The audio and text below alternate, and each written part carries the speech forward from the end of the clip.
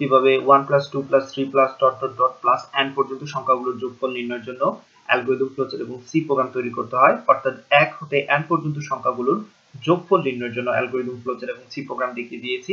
আজকে সেই প্রোগ্রামের জন্য প্র্যাকটিক্যাল পার্ট থাকবে। আমরা কোড ব্লকসে এই কোডটি রান করে দেখার চেষ্টা করব আমাদের আউটপুট ঠিকঠাক মতো আসতেছে কিনা না, রাইট? তো আমরা চলে যাব কোড ব্লকসে।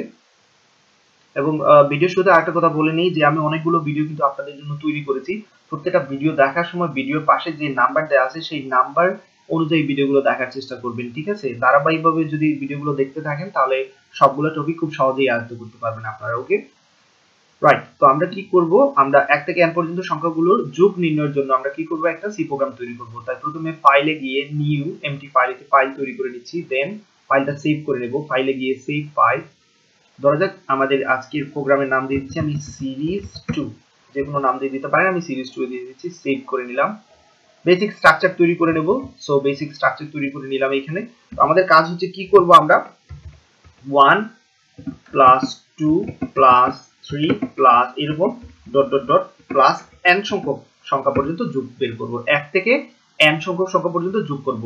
তো গত প্র্যাকটিক্যাল ভিডিওটিতে আমি আপনাদের দেখিয়েছি কিভাবে 1 থেকে n পর্যন্ত সংখ্যা প্রিন্ট করতে হয়, কিন্তু যোগ দেখাই নাই, রাইট?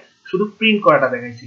তো সেই প্রিন্ট করাটা যারা দেখে ফেলছেন অবশ্যই খুব সহজেই এটা করতে পারবেন। তো আমরা কি করেছিলাম, দুইটা ভেরিয়েবল নিয়ে নিয়েছিলাম, i এবং n নামে দুইটা ভেরিয়েবল। আমাদের এখানে n ইউজারের কাছ থেকে নিয়ে নিতে হবে এবং লুপ চালানোর জন্য আমরা i ব্যবহার করতেছি। তো আপনার 1 থেকে n পর্যন্ত সংখ্যাগুলো প্রিন্ট করার জন্য যে প্রোগ্রামটা নিশ্চয়ই সেটা মনে আছে, আমি সেটা আবার ট্রাই করতেছি এখানে।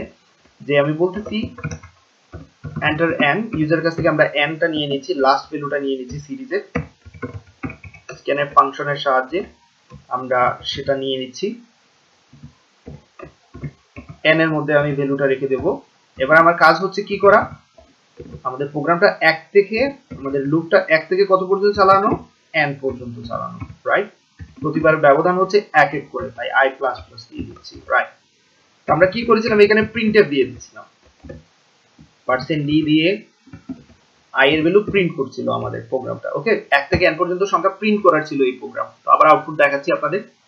ধরা যাক n = আমি 10 দিয়ে দিলাম, তাহলে এটা কি করবে, 1 থেকে 10 পর্যন্ত প্রিন্ট করবে। তো আমরা আজকে প্রিন্ট শুধু চাচ্ছি না, আমরা চাচ্ছি কি হবে, যোগফলটা আমাদের দেখাবে, যে 1 থেকে n পর্যন্ত সংখ্যা কি দেখাবে, যোগফল দেখাবে, রাইট? তাহলে আমরা এটা শিওর যে প্রিন্ট কিভাবে করতে হয় সেটা আমরা অলরেডি শিখে গেছি।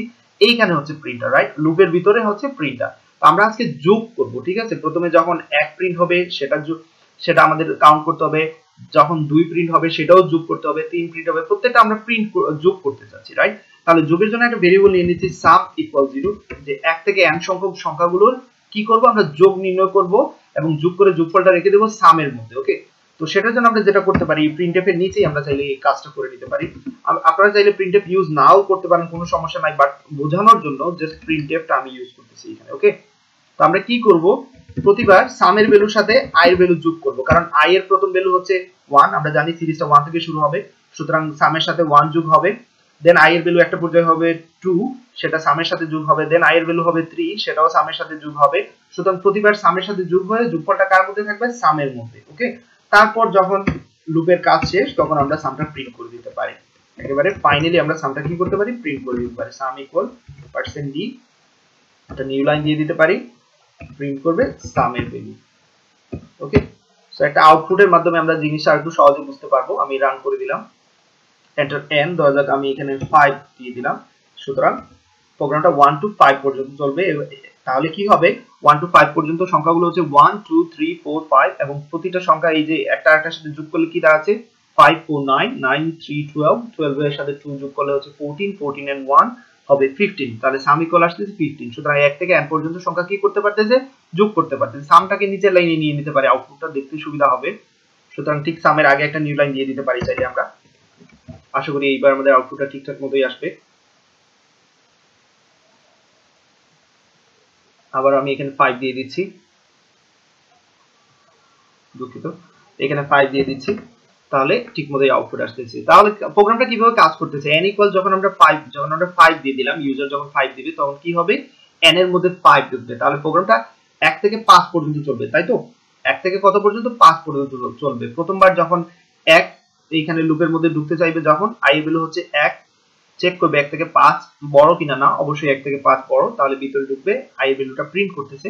তো এখানে প্রিন্ট করা আমাদের মেইন উদ্দেশ্য না, আমাদের কাজটা হচ্ছে যে যোগ করাটা। ওকে, সামের প্রথম ভ্যালু আমরা 0 রেখে দিয়েছিলাম, এবার 0 এর সাথে আমাদের এই 1 যোগ হবে এবং সামের মানটা কত হবে, এখানে 0 এর সাথে 1 যোগ হলে সামের মান হবে 1।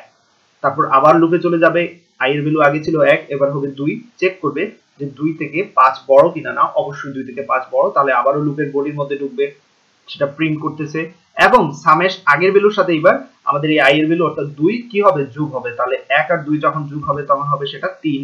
ওকে, i এর লাস্ট ভ্যালু ছিল আমরা জানি 2, এবার i এর ভ্যালু হচ্ছে 3, চেক করবে 3 থেকে 5 বড় কিনা না, ঠিক আছে, অবশ্যই বড়, তাহলে প্রিন্ট করবে এবং এখানে আসার পর সামের আগের ভ্যালুর সাথে এবার i এর ভ্যালু 3 যোগ হবে, 3 যোগ করলে হবে 6, i এর ভ্যালু ছিল আগে 3, এবার হবে i এর ভ্যালু 4, 4 থেকে 5 এখনো বড়, প্রিন্ট করবে এবং এখানে আসার পর আবার যোগ করবে আগের মানের সাথে, এবার i এর ভ্যালু অর্থাৎ 4 যোগ হবে, তো 6 আর 4 যোগ হলে সেটা হবে 10, আবার উপরে চলে যাবে, i এর ভ্যালু হবে 5, 5 থেকে 5 বড় অথবা সমান, কথাটা এখনো সত্য, সুতরাং প্রিন্ট করবে এবং সামের ভ্যালুর সাথে কি হবে, i এর ভ্যালু অর্থাৎ 5 যোগ হবে, 10 আর 5 যোগ হলে হবে 15, উপরে চলে যাবে, i এর ভ্যালু হবে 6, 6 থেকে 5 বড় কিংবা সমান নয়, সুতরাং আর লুপ কাজ করবে না, নিচে প্রিন্ট করবে সাম ইকুয়াল, সামের লাস্ট ভ্যালু কত ছিল 15, সেটা এখানে প্রিন্ট করে দেখাবে, রাইট, সেটাই করতেছে এখানে।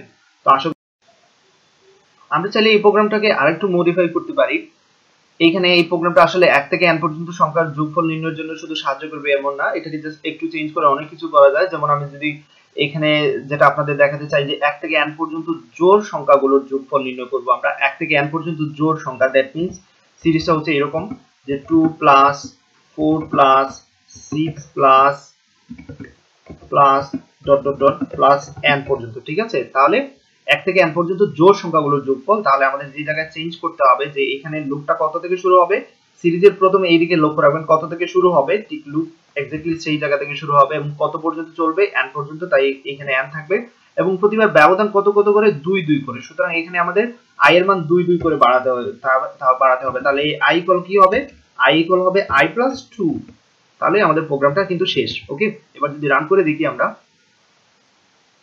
তো এখানে যদি n এর ভ্যালু আমরা দেই 13, যে কোনো একটা সংখ্যা দিন, তাহলে দেখবেন 1 থেকে 13 পর্যন্ত যতগুলো জোড় সংখ্যা আছে ঠিক ততগুলোই প্রিন্ট করতেছে, 2 4 6 8 10 12 এবং তাদের যোগফলও নিচে দেখাচ্ছে।